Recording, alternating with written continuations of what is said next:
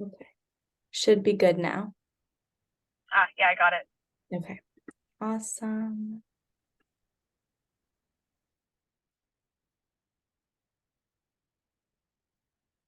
How's everyone doing?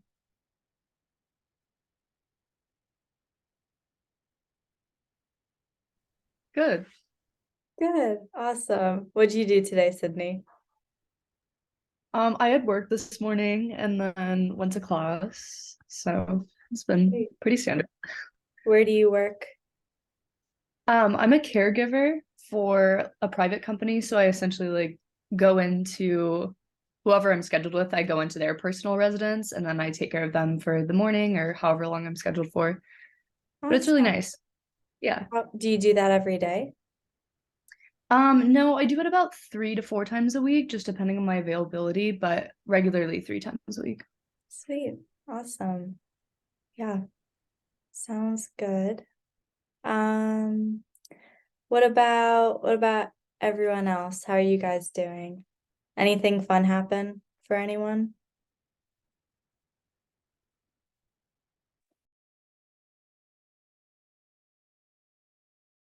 Good. All right. That's fun to I'm learn. going home to Phoenix this weekend, so that's You're going to fun. Phoenix? Yeah, Sweet. but Yes. Are you there for the whole weekend? yeah, Sweet. That'll be pretty fun. Are you just visiting home? yeah. Just visiting home. My parents are selling our house, and I guess we just got an offer today, so Sweet. figuring out if we need to move everything out. So if so, I need to help with that. But Yeah, sounds good. All right. Um, we'll just wait like another minute here to see if anyone else trickles in and then we can get started. All right.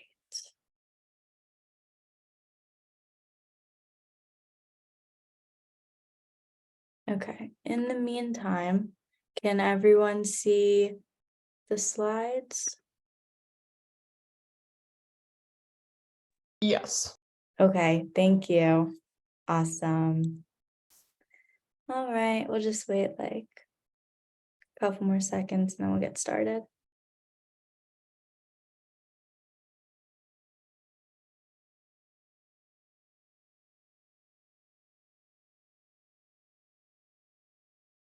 Okay, sounds good. Welcome everyone, welcome back.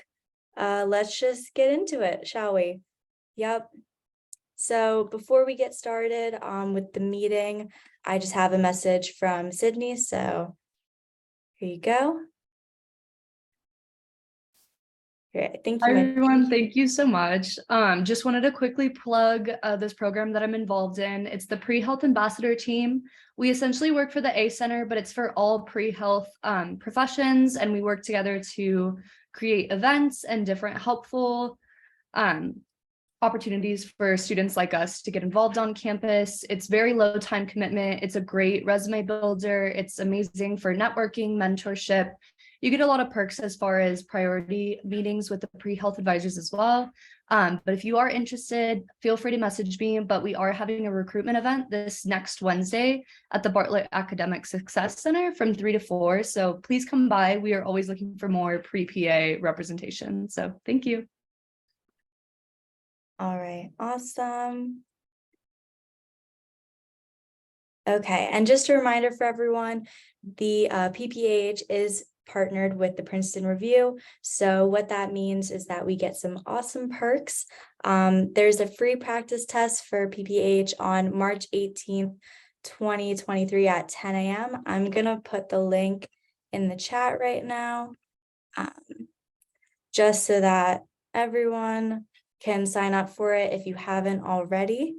Yeah, and we also get 15% off all GRE test prep materials if you sign up. Yeah, so that's super exciting. If you haven't already, just feel free to reach out to me or shoot me an email and we can get you more information on that. All right. So for today's agenda, we're going to be going over two schools, Thomas Jefferson University and the University of Colorado. We're also going to go over interventional radiology and pain management and phlebotomist for our PCE. And just as a heads up, if you guys want to see any schools or specialties you want me to do research on that, just shoot me an email or put it in the chat and I'll definitely check it out. We can go over it in an upcoming meeting. But yeah, the first one is Thomas Jefferson University. It is located in Philadelphia, PA, and it is a 27-month program, which is pretty average. It also costs $84,000, and that is like pretty common for what I've seen. Yeah, it's a 3.6 acceptance rate and a 3.25 GPA is required, but they said on the website that a 3.4 is more competitive. So I would opt for something around in that range if possible. Yeah, but what's super exciting about Thomas Jefferson University is that they don't require any testing. So you don't need to deal with the hassle of GRE or PAH or any of that things. We also have a 200 min for patient care experience, which is definitely on the lower end of most PA schools. So if you're applying and you don't have a ton of PCE, this could be a really good option for you. Yeah, but they do say that PA or healthcare shadowing is highly recommended so that you're, used to the field and you know what's going on. There are 3 letters of rec required, 1 academic, 1 patient care, and for the third one you can pick. So it could be either academic or patient care. Yeah, and they suggest that your academic letter of rec is in a STEM related area, just as a preference, but I think that if you have a stronger relationship or someone who can write a more compelling letter on your behalf in a different subject, it might not be a bad idea to also include that in this as well. Yeah, and if you guys have any questions, feel free to put in the chat at any time. Also, this is just something that was explicitly stated on the website, so I figured I would mention it. Your degree is required before the start of the program. This is pretty standard for most schools, but again, just because they listed on the website, I figured that was something important that I should share with you. Yeah, labs must be completed in person, but lecture can be either in person or online, which is really exciting. And that's not just for COVID era. You can take any classes online and that will definitely count towards your requirement. And they have a 10-year expiration on courses, and there's a waiver that you would need to complete if your courses are older than 10 years for some reason. They just said that they will deal with these on a case-to-case basis. So if your courses are older than 10 years, you just submit it. The admissions committee will look at it and see if you need to take the course again or what you should be doing. And yeah, for our required courses, chemistry, you need 2 semesters and lab. Same thing with biology, 2 semesters and lab. Anatomy and physiology is 2 semesters and lab. And this is pretty standard for almost every PA school. So I would definitely recommend that. I just got a direct message that says, for U of A transcripts, do we know if our AP credit shows up? Some schools only accept the credit if it's on your transcript. For U of A transcripts, let me think. I think that on our transcripts, it shows that it was an AP credit. So yeah, I would just look at the schools that you're looking at and see, like, if they don't accept AP credit, then it's probably a course that you should take at the University of Arizona. But yeah, that's a good question. And if they don't mention anything about AP credit, you can also reach out to the admissions office and just see if they do. Better safe than sorry. So yeah, hopefully that answers your question, Katie, but just let me know. I'll type in here for a second. Mhm. In regards to AP credits, I don't know specifically. I know dual enrollment does show up, as I had dual enrollment credits, and they're transfer credits, and they do show up on my transcript. However, there's an easy way that you can always check. You can go into UAccess, and you can look at your unofficial transcript, and you will be able to see what classes show up on there. Great. Thank you so much, Claire. Yeah, that makes sense. So Did you hear her, Katie? Yeah, I'm gonna take. Yeah, thank you. I was just because I think on the unofficial transcript, there's one where you can just see like the classes you took, and then there's another one that's like your full academic history.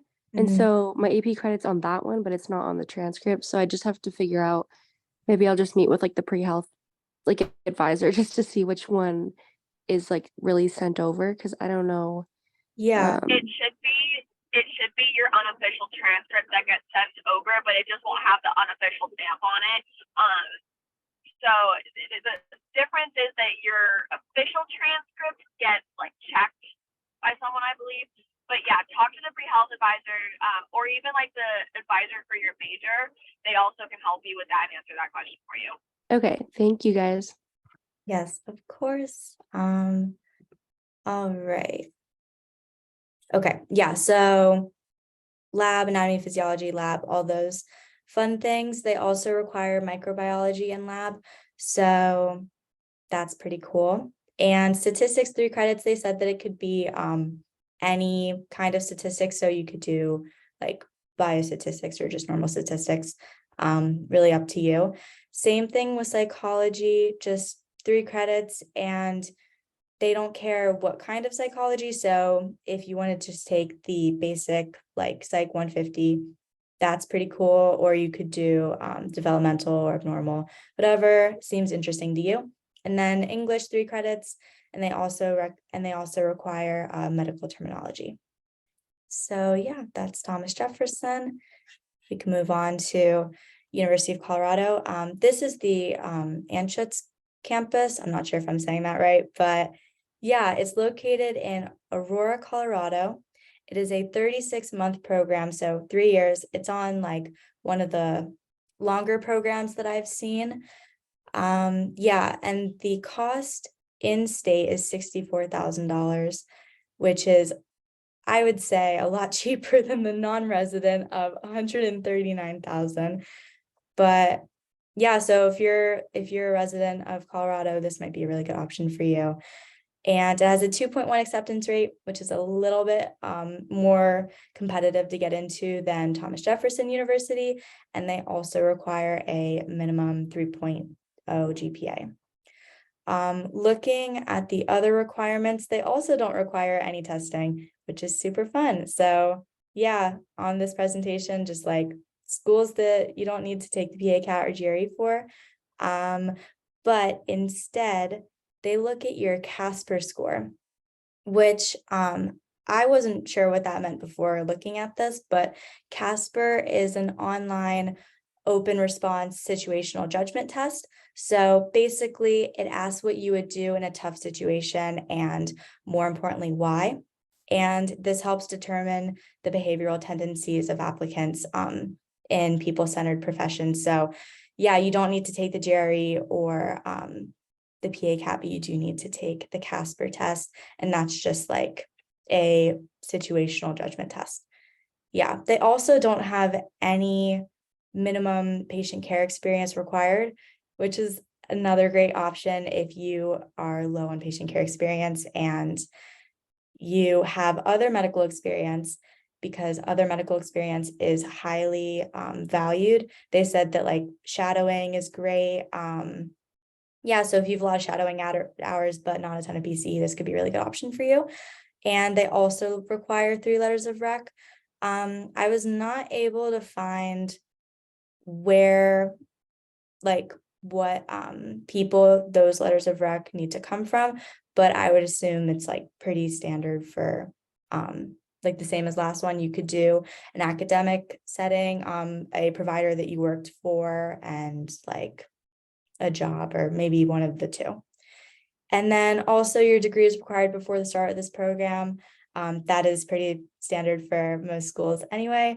But for this one, they said that AP and IB is not accepted for prereqs. So if you do have an AP course that counts for credit at the University of Arizona, you might need to retake the course here or at a community college or somewhere else, so that it can be accepted for the prereq. I know that's not super fun, but considering they don't have required testing or PCE, maybe it's worth it, maybe it's not, depends on your situation. They also accept online courses and labs. So yeah, no worries about that. And compared to University of Thomas Jefferson University, this has a 5-year expiration on courses instead of 10. So yeah, and they don't have any kind of application for you to submit to decide if it counts or not. You're just going to have to take the course again, but that's okay. The required courses for University of Colorado are chemistry with lab, both semesters. So same thing as the last one, except for biology, you need 14 units. They say, so that would just be like first semester, second semester with lab, that would give you 8 credits. And then they recommend up to upper division biology courses like biochemistry, cell biology, immunology, and microbiology. As long as you take enough credits to get the 14 units required, you should be good. And they also require anatomy and physiology, both semesters, and lab. Yeah, and they have a statistics requirement. So same thing, 3 credit, it doesn't matter what kind of statistics, but they also require a genetics course. Yeah, and 2 psych courses. So that's up to you. I would probably take general psych and maybe like abnormal or developmental, something that is related to medicine.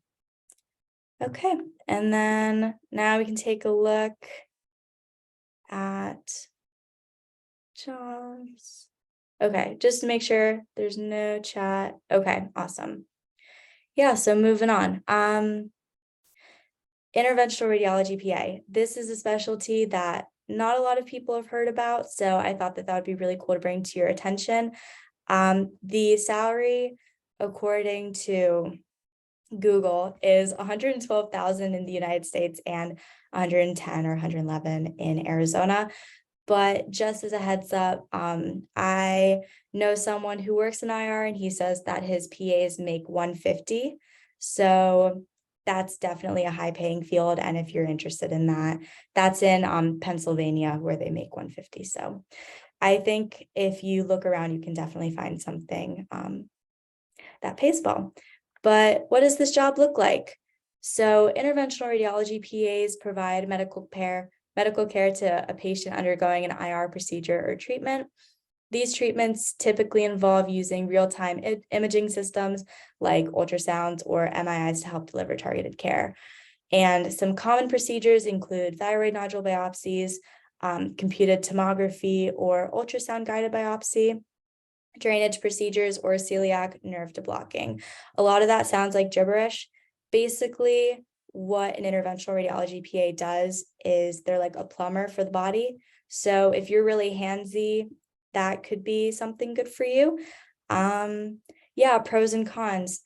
Interventional radiology PAs do a lot of teamwork-based work, considering it's like surgeries and non-invasive procedures. So yeah, you're definitely working with other people. And if that's good for you, then great. It's also a very fast-paced specialty. You can end up doing anywhere between like 50 and 70 cases a day, depending on where you work. And yeah, so if you need to be constantly simulated, this could be a really good option for you. Also, you work regular hours with some occasional exceptions for emergencies. So you don't really have to worry about being on call. I know that some hospitals will ask you to be on call, but usually it's just normal working hours. Yeah, it's also a time sensitive specialty. So because you're doing a lot of surgeries and things of that sort, you need to work quickly and accurately. And if that's something that you're good at, then sweet. The con that I think is probably the biggest for interventional radiology is the potential for radiation exposure, because these types of PAs work and use a lot of radiology in their equipment and like the imaging technologies. That could be something that's a little scary, but they do have you wearing protective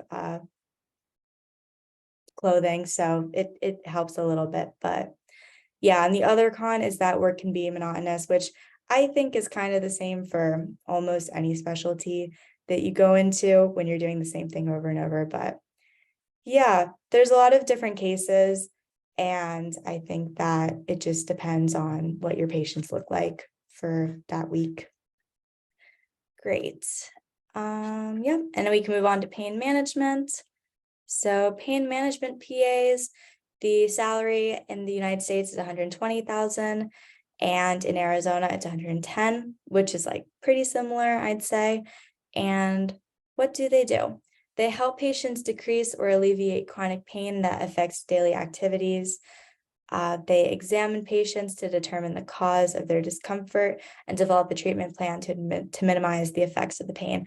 So yeah, they'll just like observe and see where the source of pain is and make a plan to help alleviate that pain. That could either be physical or mental. Yeah, they also may administer injections, prescribe lab work and prescription medication, interpret imaging results, and educate patients on how to make adjustments to their lifestyles so that they're less affected by their pain. So yeah, that's pretty cool. The pros and cons of pain management is that you have great work-life balance.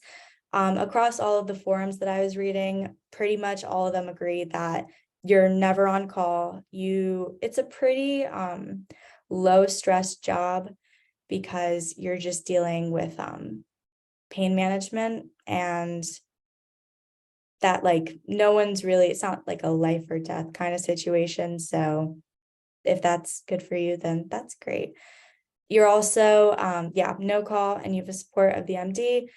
So yeah, you have someone to rely on if you're struggling or if you're not sure what decision to make.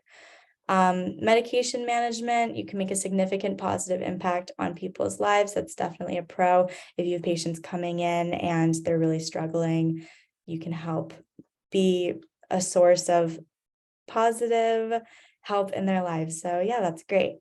However, a con for this is that they have a difficult patient population because a lot of the patients have psych issues, emotional substance abuse, or legal financial issues. So yeah, that can be a little difficult to deal with. And I also read on some of the forums when doing research that the patients that you deal with have a hard time stepping out of themselves and seeing how much progress they're making. So while like when they first come in and you're with them for a bit, they get a lot better and they have a lot less pain. It can be a little hard to see that when you're still having pain, even though it might not be to the same degree. And the last con is that it can get boring or repetitive, which I think, yeah, same thing for pretty much any specialty. When you're doing the same thing over and over again, it can get boring. But they said specifically for medication management, if that's all that you do, it's kind of like the same conversation every day, which might not be super interesting, but it is a really good, stable work-life balance job. All right, just gonna see if there's any questions. No? All right. Now we can move on to our PCE for the day, which is phlebotomist. I'm not sure if a lot of you know about this or whatnot, but phlebotomy technicians collect blood from patients and prepare the samples for testing. Most work in hospitals and clinics, but some collect blood for donation purposes. This is a really great way to get patient care experience. For most of the schools that I've been looking at, they will accept phlebotomy. Yeah, Janet, do you want to talk about what you do as an MA? Do you want to pipe in real quick? That would be awesome to hear from you.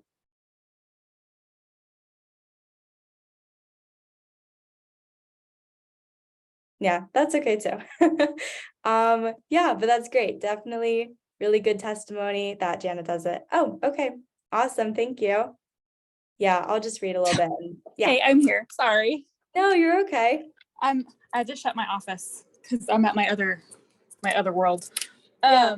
Yeah, as an MA, I do a lot of labs. I do a lot of phlebotomy, and I absolutely love it. So you learn what the tests are, you learn, how to do proper procedure, so that, you're being safe and your patient is safe. And I got really lucky, and the place that my current organization, once I got certified as a phlebotomist, they let me go and work in their clinic.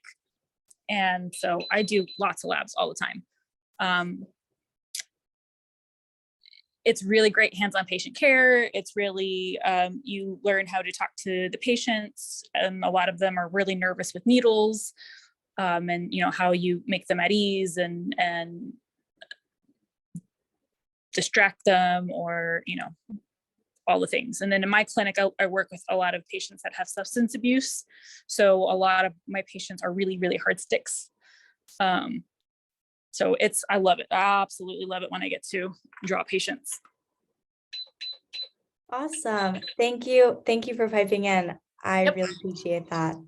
Yep. I got certified. It's harder if you can do it, because you don't get a ton of experience, but I did it through the U of A's, fraternity. They have that training like once a month. They bring in a guy and he does it at one of the hotels in town, and it's basically an all weekend thing. And so I did that, and then, like I said, found a place that was willing to take my phlebotomy certification, and just the more you do it, the more confident you get. Sweet. Yeah, awesome. Thank you so much. Yeah. Great. And then I also saw that, oh, was someone else talking? No? Okay. I also saw that Jada said in the chat that Alpha Epsilon Delta does an accelerated certification program for a great price. Is that what you were talking about, Janet? Or is that different? Yeah, that's it. Okay. I was like, is that a Yeah. fraternity? I'm not sure. Yeah, no. That was though it was the U of A. It's like the med students or at the U of A, their fraternity. They don't put, or like they organize it, and they bring the guy who does these certifications all the time. And so it was a weekend thing at a hotel. I think it cost me maybe $300.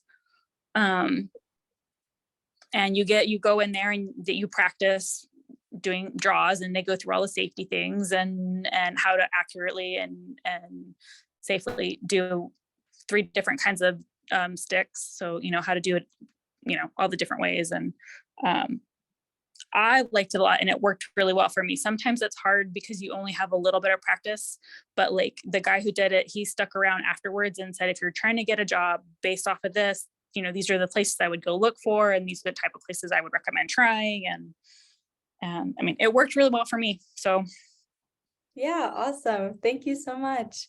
Mhm. Jade, I saw that you put your hand up for a second. Did you have anything you wanted to say? Oh yeah. Speaking on that, here, I'll turn on my camera too. Yeah. Speaking on that, so I'm not a part of their organization. I just heard through a friend, but I am signed up for one of their programs. It is like a weekend type of thing. They're having it in March. So next month. I'm not sure if they're taking any more people, but yeah, I guess if you guys want more information. Also, I'm new to this club, so I'm really excited to be here. But yeah, any information I can share, I would love to share that. But yeah, they're having one in March, I believe, 18th to the 19th. And yeah, if anyone wants any more information, just let me know. Maybe I can send someone an email or something. Yeah, But yeah, no, that'd be awesome. You can email PPAH perfect. arizona@gmail, and I can like send out a mass email to everyone. But yeah, that would be awesome. Thank you so much. Yeah, of course. Sweet. That was so fun. Okay. Yeah, so phlebotomy training is offered through Alpha Epsilon Delta, and it's also offered through PIMA. I was not able to find how long the program was without like signing up for all the emails and getting contacted, but I think that there is one online that was like a 12-week certificate program. but they also apparently do it over the weekend, like much more accelerated than 12 weeks. So yeah, that's definitely a great option to look into if you need PCE. But as always, be sure to check the schools that you're interested in if they do accept it.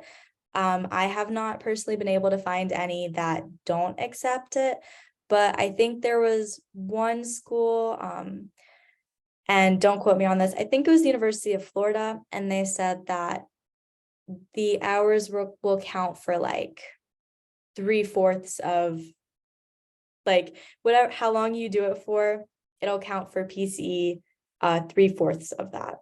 I'm not sure if that makes sense at all, but yeah, so just make sure to check with the schools that you're interested in, what PCE they do accept, so that, you know, we can all apply and get in and be happy and have a great life. And that is pretty much it from me. Thank you all for being here. Next, when is it? February 15th at 5:30 p.m. We will have Amanda Florence, a PAS, come in. She's super excited to talk to all of us. So come with any questions you may have for her. She just sat for her boards, so she's done the whole PA school thing, and yeah, it's super exciting. If you have any questions for me, feel free to reach out or stay at the end, but you are all good to go. And I wanted to pipe in, if you guys can make it to this next meeting, please do. We have not had a PA student come in yet. So this is your opportunity to ask her what it was like applying to PA school, what it was like being in PA school, how she studied for the PANCE exam, and how that went. So that's a really good opportunity for you guys. So we will see you in 2 weeks. Yes. Thank you, Claire. Thank All you. right.